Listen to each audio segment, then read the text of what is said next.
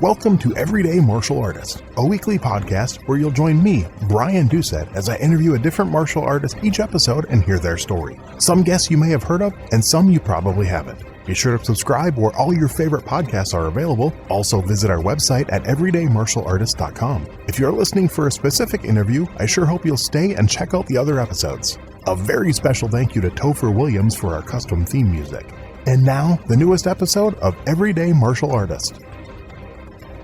Everyday Martial Artist is brought to you by KOOnline.com for all your martial arts needs. Sparring and safety gear, rank belts, uniforms, weapons, patches, and more. Wholesale supplies made by martial artists for martial artists. Visit us today at ko-online.com. Hello and welcome to Everyday Martial Artist. I'm your host, Brian Doucette, and as we do every week, we're joined by a brand new guest talking about their life and their journey throughout the world of martial arts. My guest today was born in Rota, Spain, and is half Spanish, half Filipino descent. Over his martial arts career that started at the age of 8, he has studied Tung Kong Kalan, Judo, wrestling, Yang style, and Hung Gar since 1984. He competed in no-holds-barred fights 3 times, including UFC number 7 and the Russian AFC. He was a 2018 New York KTOC push hands champion, Sancho Chinese free fighting in the U.S. champion at the Ohio US Invitational 97 and the first International Eagle Cup in 98, trained at the Shaolin Temple, and his current passion is Chinese martial arts. Please welcome my guest today, Mr. Onassis Parungao. How are you doing today, sir? How you doing, Brian? Welcome to everybody. Nice talking to you. I know this is something we've been talking about for a while, and I'm glad we were finally able to schedule it and make it happen. I'm looking forward to hearing your story. Okay. Well, what we do with all my guests, I said you started at the age of 8, but I want to know what led to that. Where did that first interest come from, that first spark that kicked off your martial arts journey? I bet you anything that most of your interviewers will probably say watching Bruce Lee movies and everything else. A good number of them, yes. I would say the first thing that really piqued my interest, my dad was a fighter, Okay. Not really like, we're talking about a guy from the 50s, you know what I mean? The kind of guy, he's Filipino, so he's, brown skin, and then classic story, go into a Spanish town and say, who's the prettiest girl in here? And then let's marry that girl, But then what happens is people, they get jealous or they say, hey, he's taking all our women or whatever, So I remember, let's say I was born in the 70s, so 5 years old, the first time I saw my dad knock somebody out. Wow. Yeah, totally true story.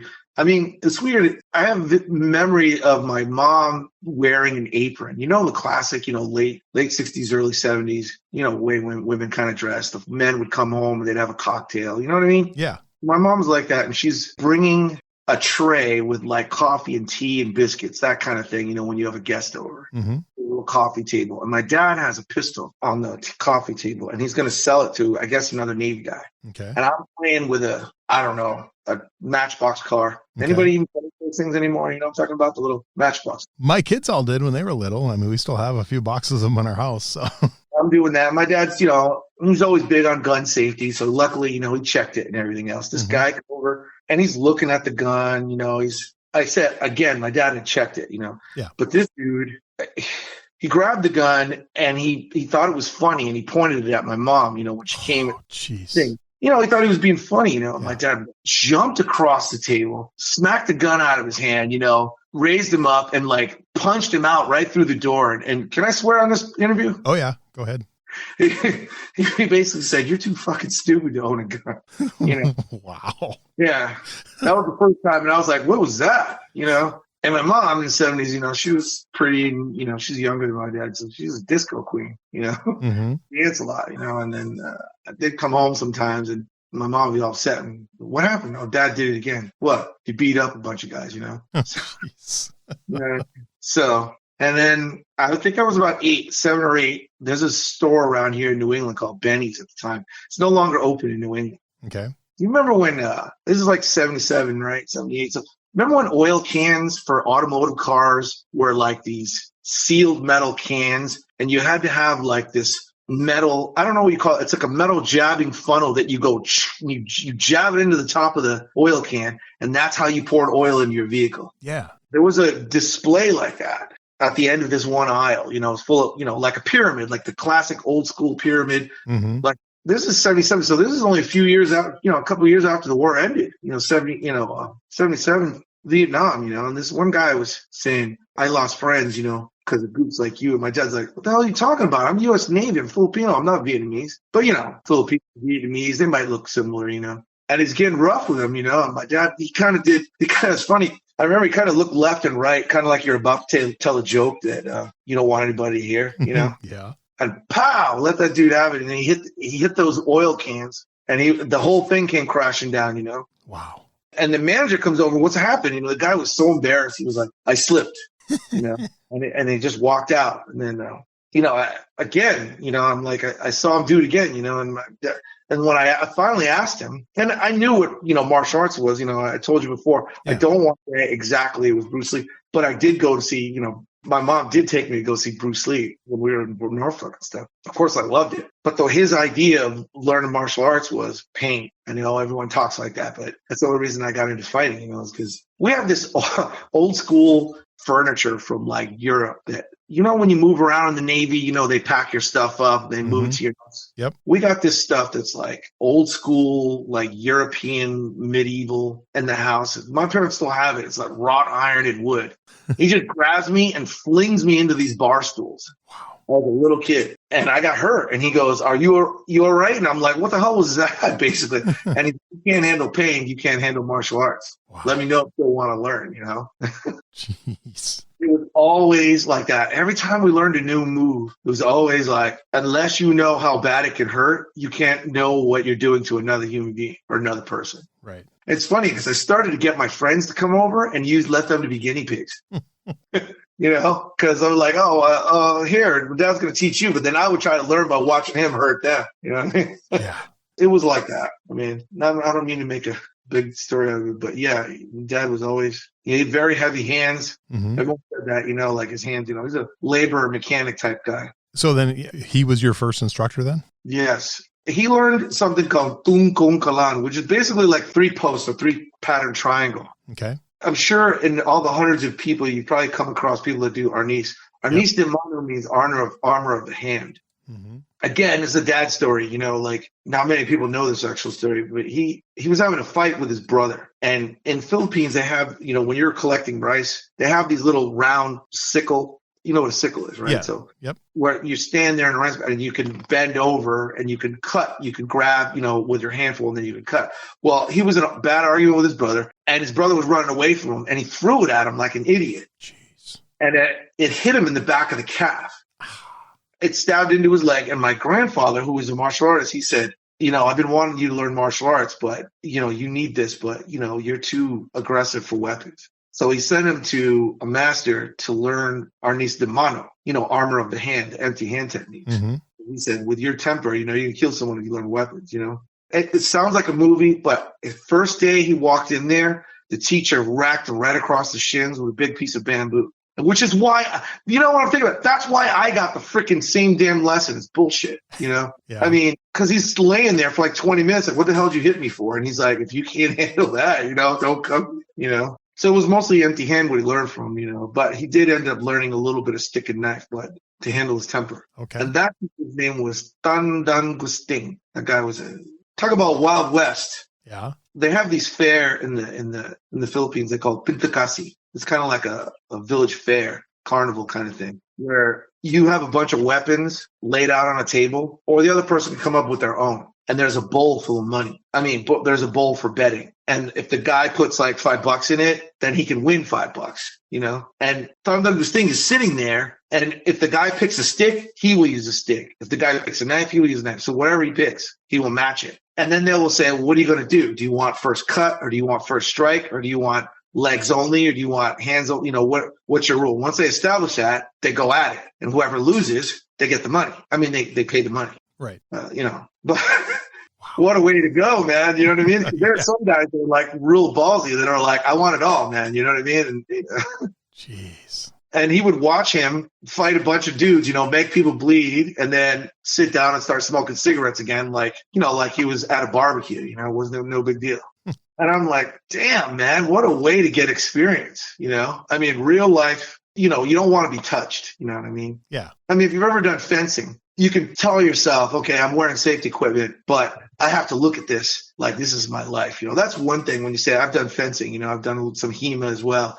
And you tell yourself, oh, I really want to minimize how much I get hit. That way if it was real life, I could gauge myself. Yeah. But when you do it like that, there's nothing. There's no armor, nothing. You could lose an eye. You can, you know what I'm saying? It's ridiculous. Yeah, definitely. That's crazy. It's out of that environment. I have a bunch of stories like that, but then the whole thing would be about pops. Yeah. But that's who the teacher was that I had. And so I had to go basically trial by fire. And the thing is, being a Navy kid, every time you move, there's a new code in the neighborhood. Yeah. You know what I mean? Oh, yeah. You move into a neighborhood, people are like, well, who the hell is this? There's a new pecking order. And, sooner or later, two toughest kids in the neighborhood, they're going to fight. Yeah. I don't really see that with the modern generation now. I guess they would just fight each other with video games. If you're like me, 70, we went outside and it was wiffle ball, and then we'd snowball fight in the winter, and then we'd dirt clod fight, in the summer. We used to fight with crab apples. We had neighborhood crab apple trees. We made these things called rubber band guns in the 70s. Remember those? Oh, yeah, I remember those. The soda cans in the 70s you put your finger through the tab, right? Yep. And you pull the little tab, and then it comes all the way off, and then you put it either back in the can or everywhere in the streets where we were in Norfolk, Virginia, there were all these little round tabs from the top of soda can. Yep. You can collect those by the hundreds, and that's your ammo. And if you put it in a rubber band gun, those things whip. Nice. Yep. Anyway, so every time we moved, it's just, oh, who's this? So you end up fighting again. And then I had some, like it was said in the bio, I had some frustration when it came to, like traditional karate. In this area right here where I live now in southeastern Connecticut, because that's where my dad retired. Okay. We moved up from Norfolk finally, on our last move when he retired. But everything in this area was karate and taekwondo. Okay. Maybe a little judo. But the kung fu was just, wasn't there, So I didn't do that until later. Okay. But the tournaments here were, I didn't really like the way, you had to make a loud ki, you had to watch your contact, and, going by the time I started doing it was more like the 80s now, Yeah. And then, you get DQ'd because you're hitting too hard, Yep. And by then they already had the safety gear, I'm assuming by then. Yeah. Okay. So there it is. And then when I finally saw, like UFC, I was like, holy shit, there's a competition where you're actually encouraged to, try to win, Yeah. Try to win by almost any means, So how long did you train with your dad before you tried other styles? Actually, the first thing my dad made me do by requirement was judo. And the reason he said, he's like, you have to learn how to fall. Oh, okay. Which was smart. Yeah. I can't tell you how many times I got my neck saved, falling off a bike or doing something stupid. In the 70s and 80s, man. Everyone was always trying to jump something on their bike. Heck yeah. We used to swing across things with a garden hose, and then eventually it would break, and all the parents would get mad. And then a couple, weeks later, a new garden hose would be up there, and we'd be trying to swing across the gorge again. Playing Tarzan. I remember that. It's not like a rope. A garden hose would stretch, so you get that bungee, scary kind of feeling when you do it. Yep. Yeah.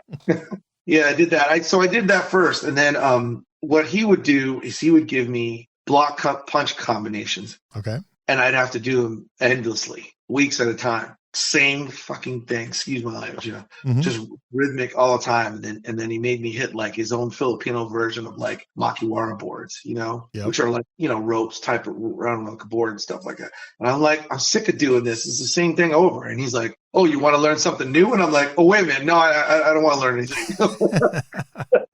You know what I mean? So, yeah. Did you get into wrestling before judo, or was that after? No, I didn't start wrestling until, like high school. Okay. So freshman year was coming up, and, people were like, are you going to join wrestling? I'm like, what's that? And they're like, dude, because, I come from judo and, I liked, martial arts and kung fu movies and everything else. I'm like, what do you mean wrestling, And then that's how it started, like some kid will, here, this is the goal, get some guy on his back, or try to score points. And they're like, you already got some experience because of judo, But I was a hothead. So like my dad kind of, I only made it to the equivalent of brown belt in judo, which has always been a regret of mine. Okay.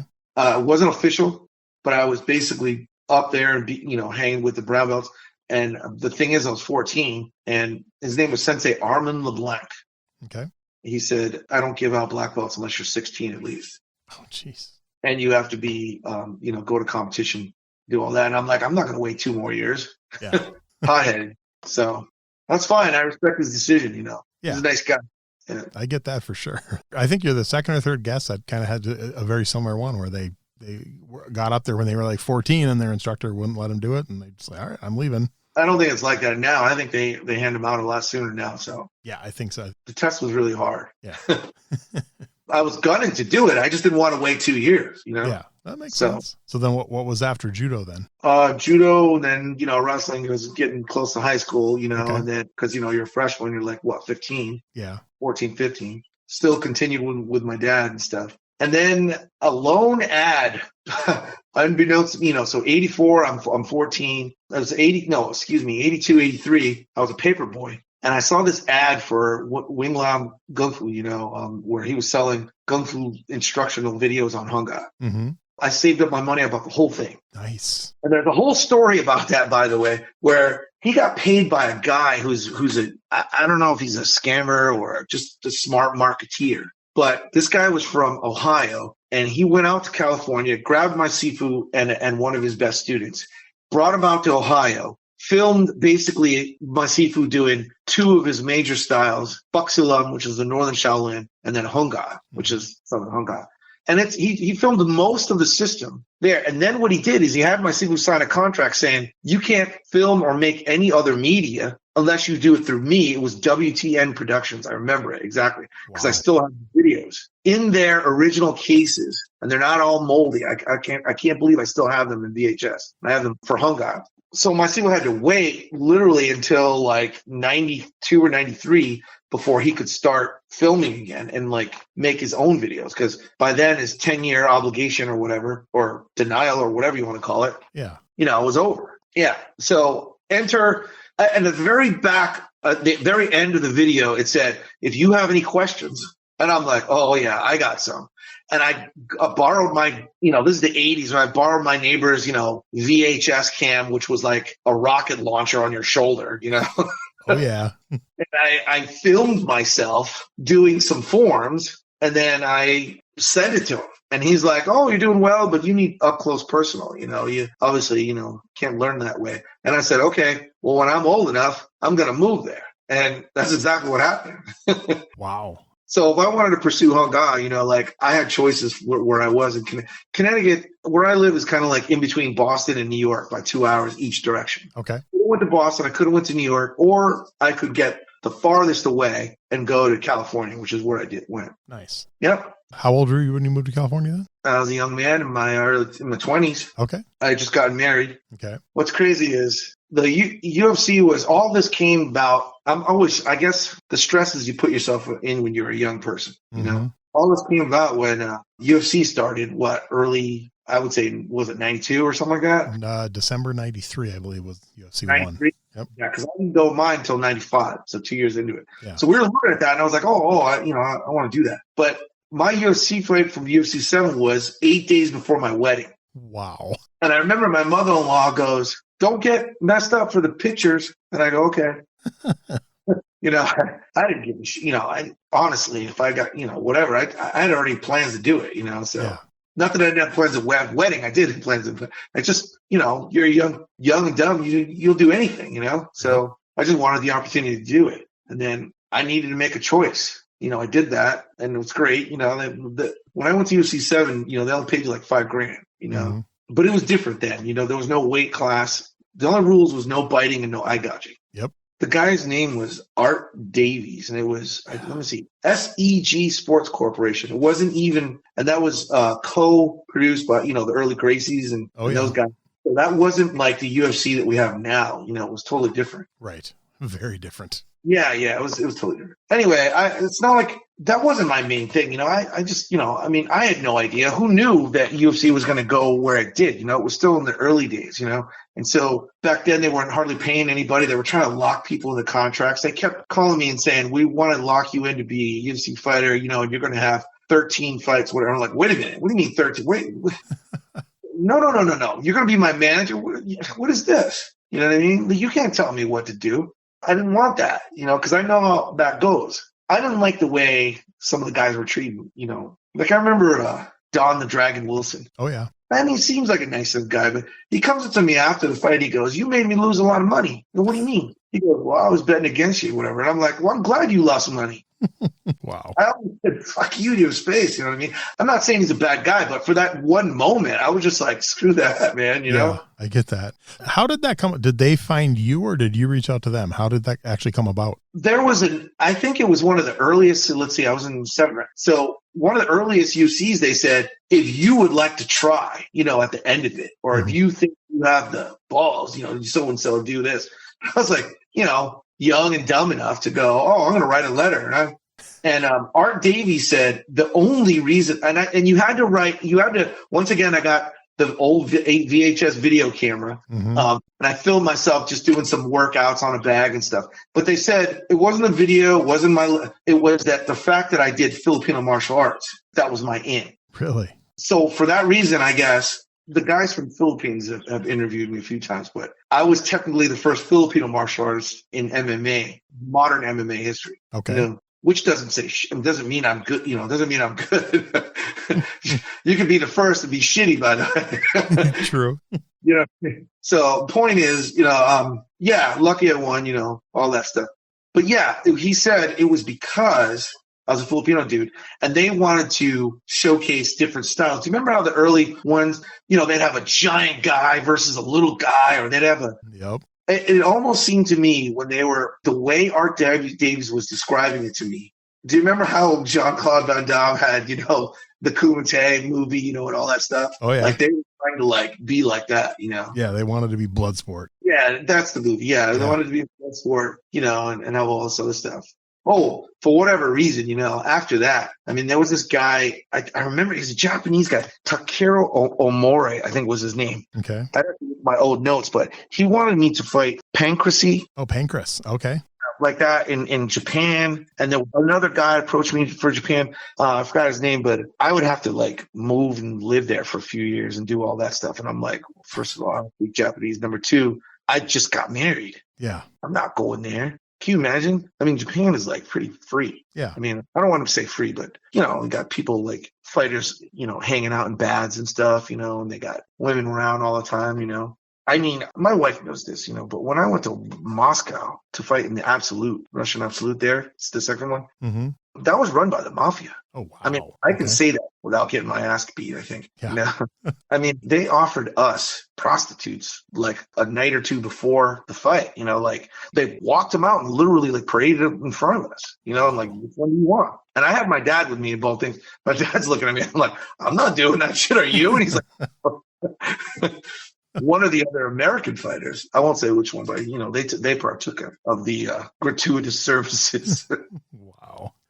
So did UFC ever offer you another fight? They did, but what was happening at that time was they were like, oh, since you were only an alternate, we want you to be, it was almost like they were making a lower division, you know? Oh, really? It's almost like, and they wanted me to commit. You have to at least, if you won't take 13 or 12, you know, you have to commit to 7, you know, whatever. And I said, no, I'm not your piece of meat. You know, I'm not your, you know, athlete that you can do like this. I mean, I don't know if you've heard any other athletes saying the way they don't like the way they get treated, you know, and the money wasn't there for me to be treated that way. Now, if they were offering $50,000 a pop, I might have changed my mind. Yeah. You know what I mean? But at $5,000 to fight, you know, it wasn't, you could be hurt for worse, way worse than that, for, you know, $5,000.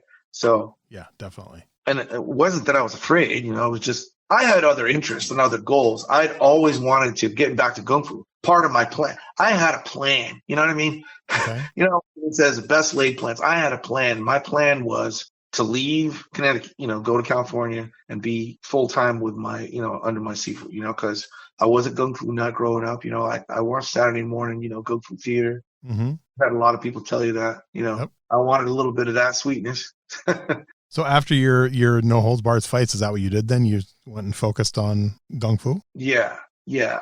After I came to Russia, that was quite the experience. I'll tell you that, you know, the guy that ran that thing, his name was David Rudman. Hopefully that doesn't come back at me. I mean, everyone knows who he is. Yeah. He is a Russian Jew, and he is, in Russian lore, he's definitely in the top 10 for highest accolades of like martial artists. Oh, wow. For Russia. And the reason why he's so well known is he's the guy who really took off with Sambo in Moscow. He has 7 or 8 buildings there where they dominate, they teach Sambo. Okay. So anyway. What was next then? You So got back from Russia. Yeah, I'm back to Kung Fu.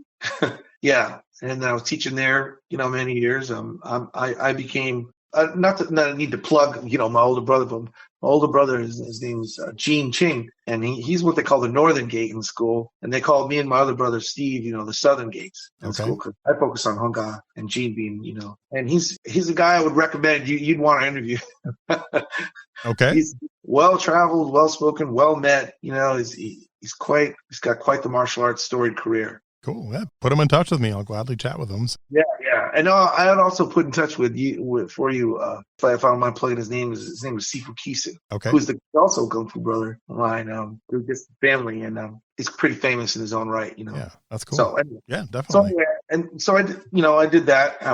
I was there many years after we moved there with my wife, and then he hands me this certificate. Basically it says you're like a teacher. Okay. And I said, "What? This ain't traditional." And he goes, "You don't want it?" And I'm like, "I'll take it." He goes, I thought you would. He goes, Americans, they want to see this on the wall. They want to know that you've earned this, Yeah. Okay, I understand. Thank goodness he had the foresight to do that. Otherwise, I would have left there after I had my second child, and I would have left, with nothing pretty much. What made you want to teach? What drew you to that part of martial arts? He asked me that too, my Sifu, and he said, "You're in for a heartache." Mm-hmm.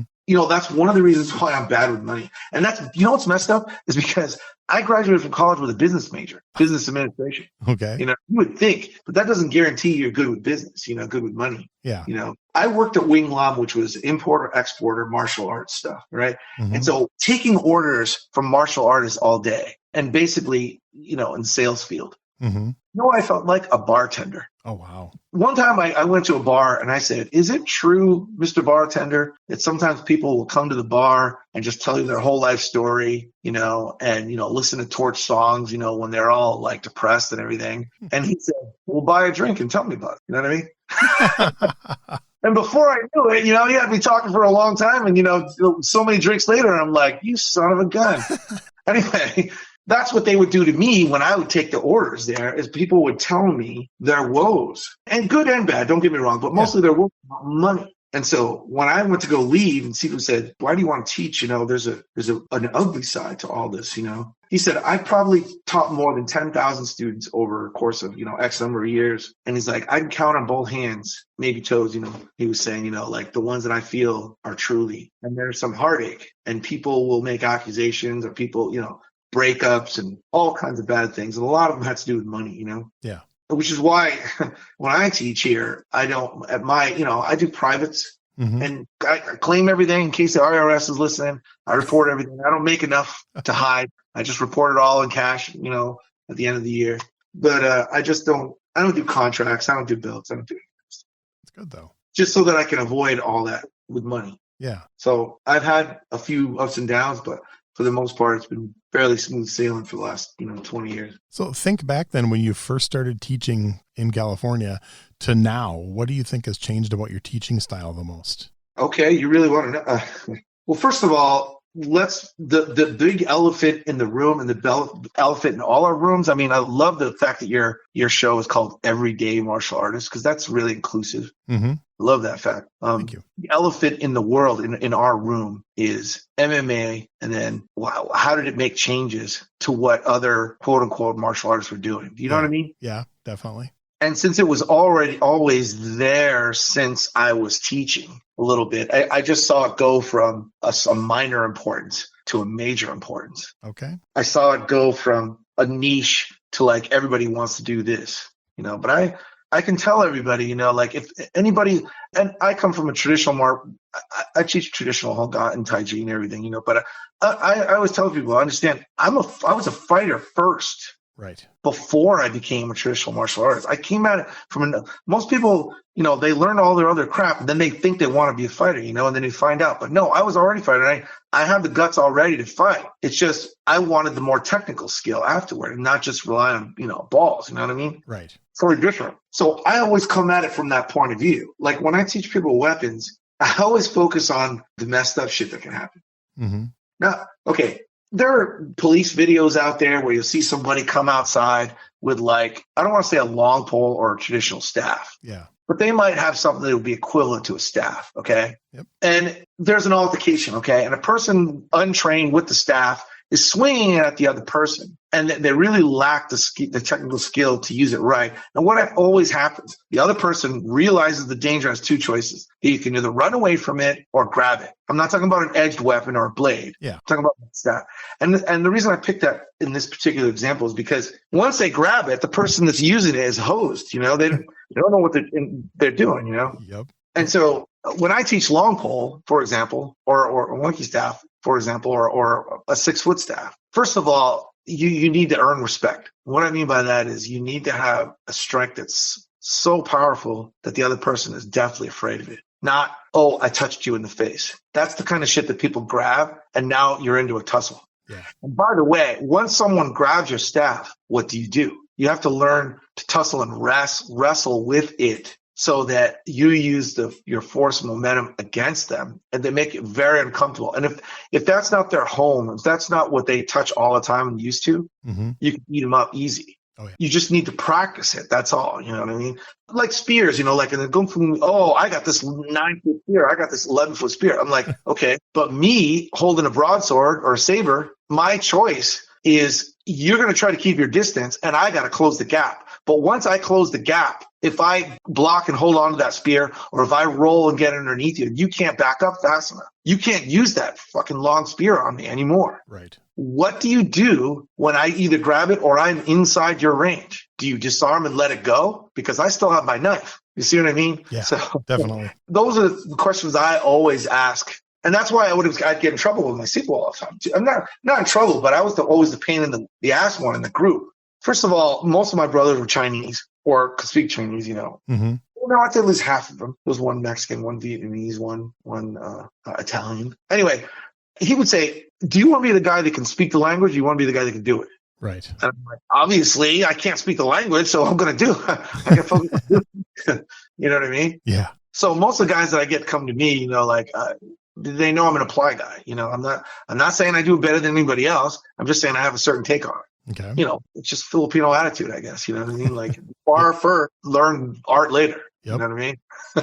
Definitely. But, yeah. So I mean, I guess your question was, are you asking me how has my teaching changed? Yeah, like your teaching style, and maybe, or just maybe your outlook on teaching, something like that. How has that changed over those 20 years? I have the traditional base. Don't get me wrong. I don't try to change what I was taught per se. Right. I lead people to learn the way I learned. But then I say, look, dude, you're 6'7", or dude, you're short and squat, or excuse me, you're female, you're light, you need to work on this. So I kind of tailor to what their body gives them. Nice. I don't try to fit everybody in a box, because so-and-so master could do this when they were younger, doesn't mean everyone's like that. Yeah. But make no mistake, I always joke around. I'm an American, Mm-hmm. So I might be half Spanish, half Filipino, but my attitude is this: if it doesn't taste good and it ain't fun, I don't want to do it. Like most Americans, you know what I mean? Yeah, definitely. I'm not going to, people are talking about those jobs, that nobody wants. Mm-hmm. I don't want those either. Nice. I can do them. Yeah. It's just, can I do it for, 10 hours straight? I don't know. Definitely.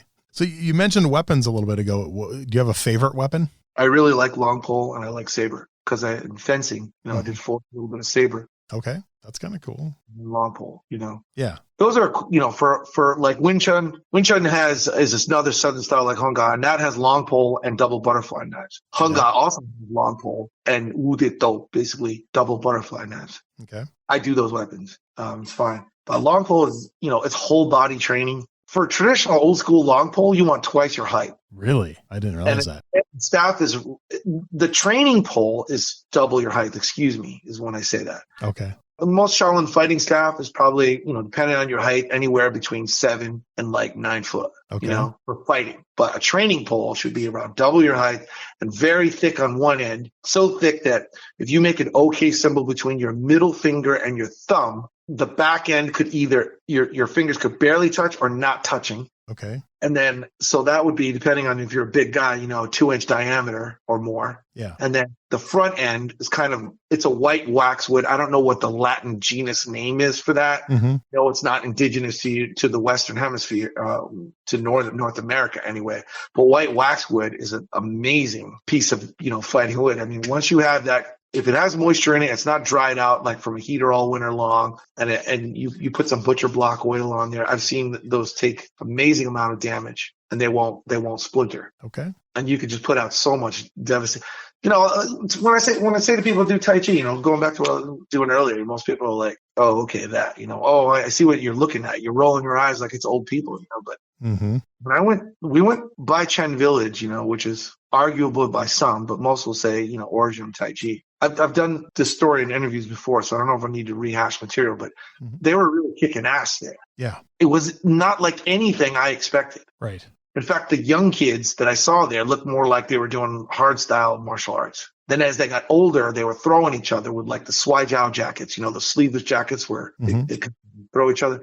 And then only as they got older did they focus on form and the art form. Okay. So I go, hey, well, this kind of reminds me of what I did. Focus on the fighting first and then be more refined. You know what I mean? Yeah. then try to, learn the art and stuff like that, That way it shapes the way you do movements, It forms your whole makeup. Yeah. Because you have an understanding of where your weakness is, My philosophy and the way I teach, because you were asking me, I don't do belts per se because my people didn't do that. But if I was, I would say a person needs to understand what they do intimately and take any posture. Let's pick Tai Chi, you know what I mean? So let's do it, for example, you know what I mean? Or parting horseman, or, white crane spreads. Doesn't matter what it is, methodology. Ask yourself these three questions. How does it work in a perfect world? So in a perfect scenario, I guess if you're a Japanese dude, you'd say you'd have an uke or whatever in front of you. You'd have a student. In a perfect world, how would you do this application? How would it work? Right. And second, where is the counter most likely going to happen? Because if you do things a certain way, the counter is almost always going to happen a majority of certain way. Right. Are you with me? Yeah. And therein lies the hard part, which I will get to in a second, right? And then the third question is, how do you deal with that counter?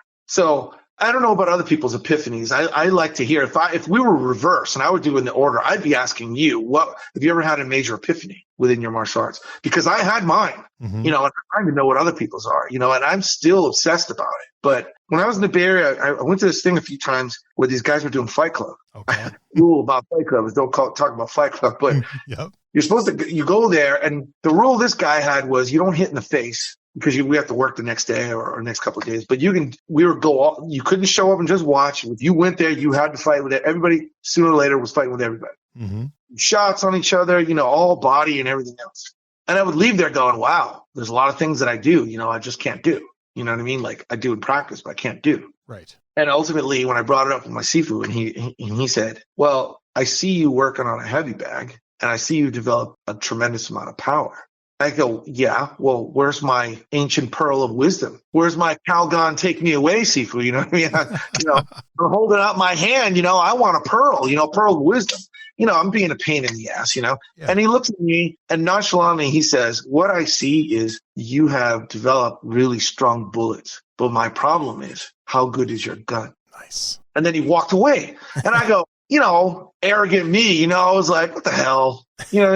Experience is never gained immediately. So like you're doing something like washing dishes or you're sitting there, in your car driving along. And then all of a sudden you had a V8 moment. You know what I mean? Yep. It was just like that. I go, holy shit. Now I get it. And then it's been my obsession ever since. And I remember when I got that, it was 97, 98. It was after we just came back from Shaolin. Okay. After that, my focus has been how you actually set someone up and apply it. I can teach somebody to develop power. The problem, a 22 might be a small caliber, but you can still kill with it. Yeah. You might need a couple of hits, but you can get it. Or if you have a really good aim and you can place it well, that's a whole nother thing. But a lot of people want to be Dirty Harry, 44 Magnum, and most of the time, little guys are very feisty. Have you ever noticed that? Little guys that are usually the guys that are a lot more, aggro, feisty, because they have to be. And then big guys, everyone says the same thing. Oh, he's so nice.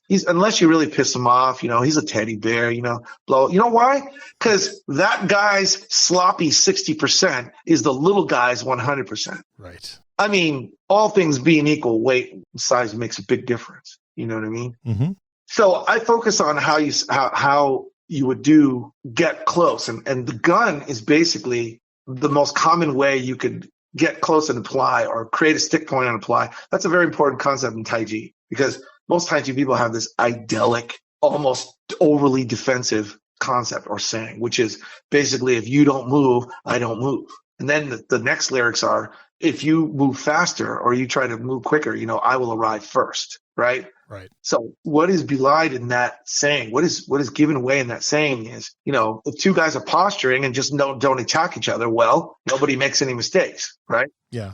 Just like in fencing, you could be a counter person, or you could try to be in the attack. You can be, if you're in the German longsword, you could be in the before, or you could be in the after, In HEMA, there's guys that would rather attack than be on the counter defensive, Yeah.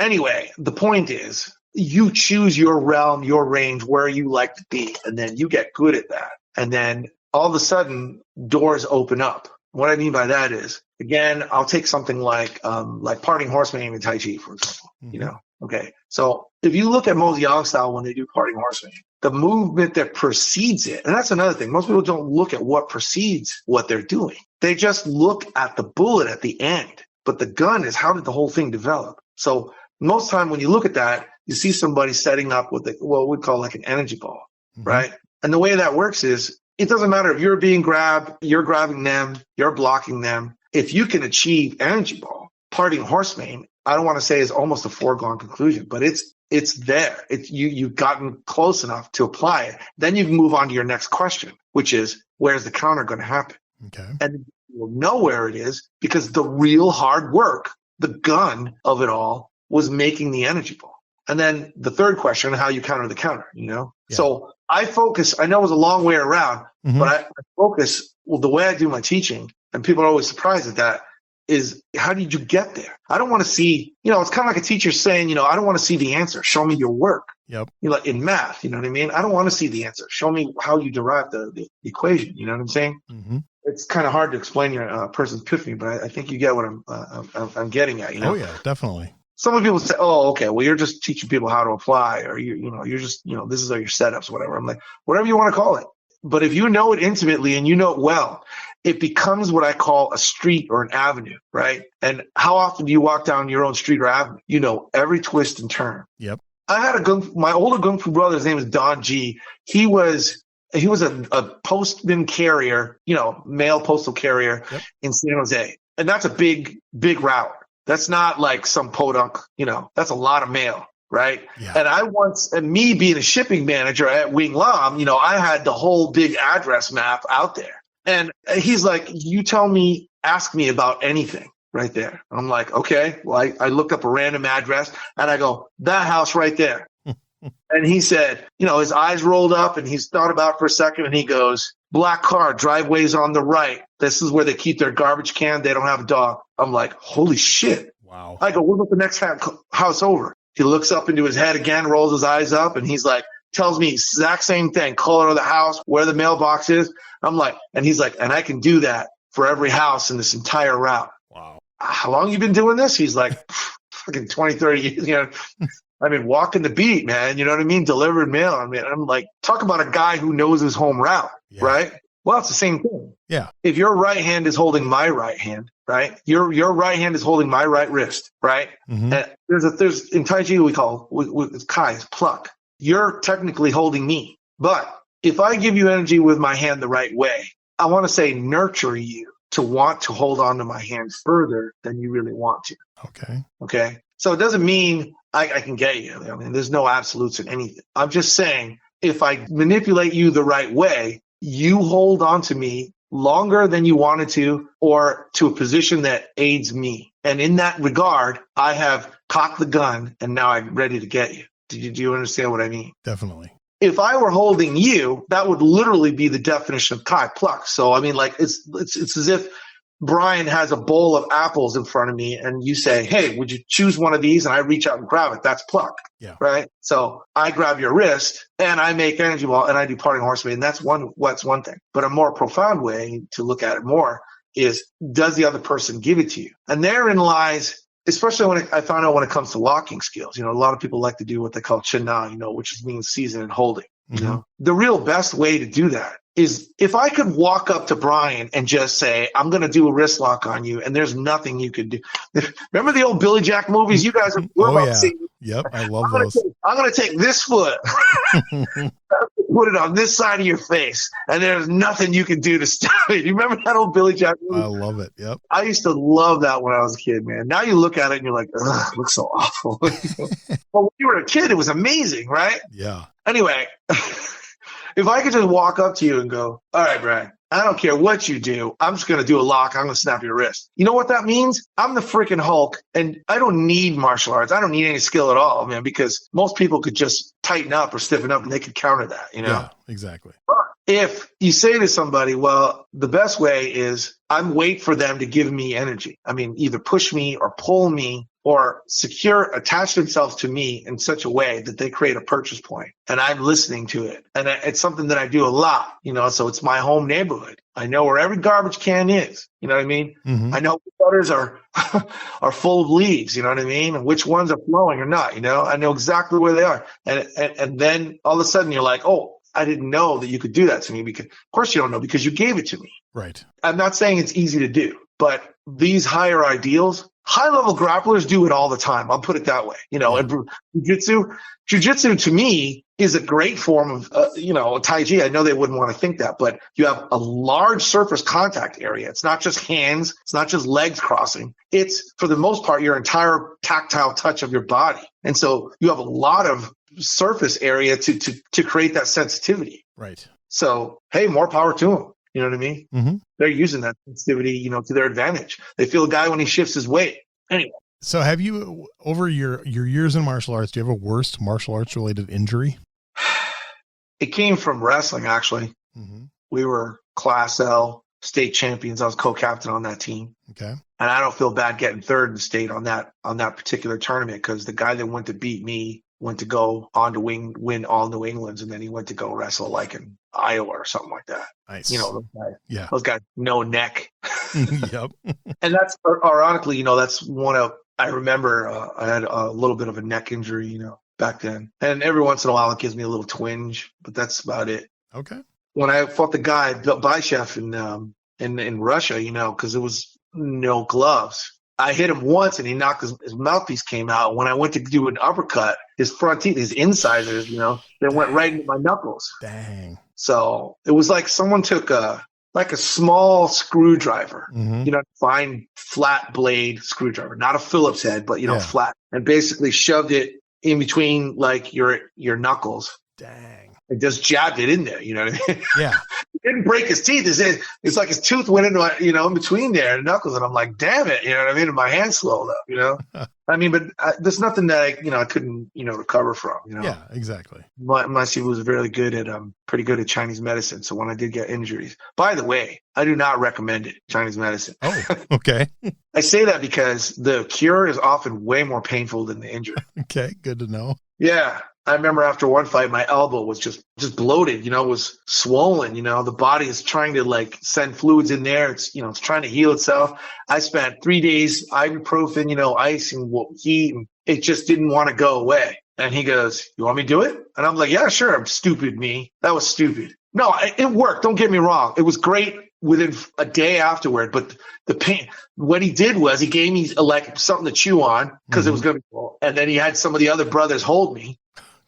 And then he basically, with his thumbs, massaged out all that shit from my arm. Damn. And I was screaming, man. I was like, what the hell is all this? I'm like, I didn't know you were going to do that. And he's like, too late. We started now. And he's like, you think old, 1,000 years ago when they were doing shit like this, he didn't say it that way, but do you think they had ice? No. Right now, that injury, that elbow is full of engorged blood. It's full of dead blood. It's what they call dead blood, Yeah. When you look at an arm, like let's say you had a bruise on your arm, right? And it was black, it's black and blue. Mm-hmm. What is that? That's blood that's the nutrients have gone away from it, because arterial pressure, right? There's blood going away from the heart is carrying nutrient rich. And then venous doesn't have pressure behind it. That works through a series of valves, right? Mm-hmm. So as you move the muscles and along your skeletal frame, it squeezes back the blood towards your heart. Well, bruised blood or, coagulated blood is it's just sitting there, Yeah. And so his idea was, he's like, I'm going to break that up. And, if you have a bad injury, you don't want somebody digging their fingers in there with a couple inches of pressure. No, he's digging it in there like full force. You know what I mean? It's kind of like, like what is this, Civil War and someone's breaking out a saw? You know what I mean? Like, holy shit. But you know what? After he was done with that, and I was all basically, dropping F-bombs like crazy. Then this nasty smelling peanut buttery kind of texture herb stuff, Mm-hmm.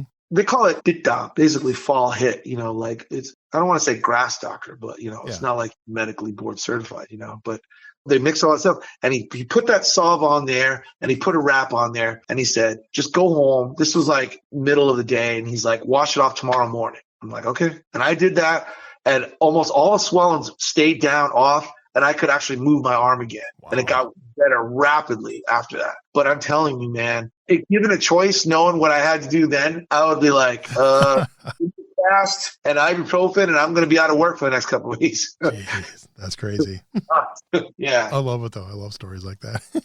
All right. I have a few fun questions that we use to wrap up the interview. Now this one, whether it's maybe one that you used back in 95 or let's say you were going to pick one for now, but did you have a walk-up song back then when you fought in the UFC? Or if not, what would you pick now for your walk-up song? What song's playing as you're taking that walk into the cage? I had an old Walkman. Okay. You remember Walkmans? Oh yeah. And I know it's going to sound nerdy, but it was from the soundtrack of Conan the Barbarian. It was a Basil Polidorus. Really? That's actually cool. So it's the, the heart pounding, Conan song, like Anvil of Crom. Yeah. It was something like that. Nice. Would you pick the same song now or would you pick something different? I'd probably pick it again, just for old time's sake, because I did it again when I went to Moscow. Okay. I mean, it wasn't playing. I had it playing in my, ears, Yeah, because I don't think they didn't really do walk-up songs back then, did they? No. Yeah. And my drink of choice is called salabat. Salabat is ginger and brown sugar, hot water. Really? A lot of ginger, ground up with a little brown sugar, and hot water mixed into tea. Okay. In my opinion, it helps fight the pre-fight gut butterflies, and plus it gives you. That's actually really cool. I'm a big ginger, like a homemade original ginger ale fan, so I get that. Try it. Look it up. It's called salabat. That's a Filipino drink. Okay, I'll check it out.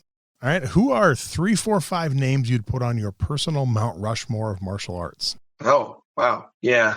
Well, of course, I'm gonna put Bruce up there because when I was a little kid. Yeah, definitely. I'm sure many times. Yep. I'm gonna pick mostly, what I do. Mm-hmm. I like Jackie Chan. Nice. Yeah, love Jackie. Yeah, he's done a lot of great work. I'm sure people have mentioned guys, from like the old school Venom's crew. Or if you're a Shaw Brothers fan. Mm-hmm. Just traditional Kung Fu guys like that. I don't know. I'm nerdy like that. I have such a great respect, and I talk about it all the time because you didn't really ask me, but I would say modern MMA, the way guys train, fight compared to most people, the way they train, traditional martial arts, there's no comparison, obviously. Modern fighters who train to be fighters should not be messed with. You know what I mean? Don't think just because you do a little bit of traditional martial arts that you can step in the ring with somebody who's professionally trained. Right. If that were my focus, then there'd be a whole slew of, MMA, or modern fighters in there. But I do know this from having done it myself. Everybody has a puncher's chance. Yeah.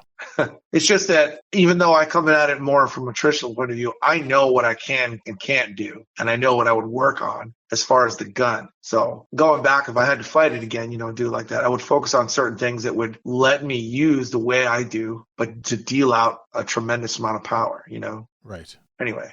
I like it. All right. How about a favorite martial arts book? I want to be a little nerdy. Okay. But there's a writer named Mark Saltzman. Okay. That name sounds familiar.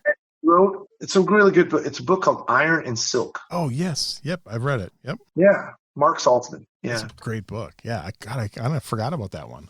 Remember there was a movie made about that. Yes. You see it? Yeah. Yep. Interesting about that is the Pen Ching Fu, the Iron Fist, the one that was in the movie. Mm-hmm. I met him a few times in a tournament and stuff like that. And he was always wanting to hit people in the head with his fist. He was like, here, let me demonstrate how hard my hand is. And he hit me in the head with it a little bit, and it felt like someone hit you in the head with a ball-peen hammer. I should try to get him on my show. I might have to reach out to him. Oh, he passed away. Oh, he did. Oh, okay. Pan Ching Fu passed away. Now, Mark Salzman, I think, is alive. Yeah, I mean, I meant Mark Salzman, yeah. Yeah. I don't know. Is that nerdy or I don't know? I don't think so. We've had such a range that people pick. So yeah. No, I like people that come up with stuff that other people haven't, which that's always good. Yeah, good.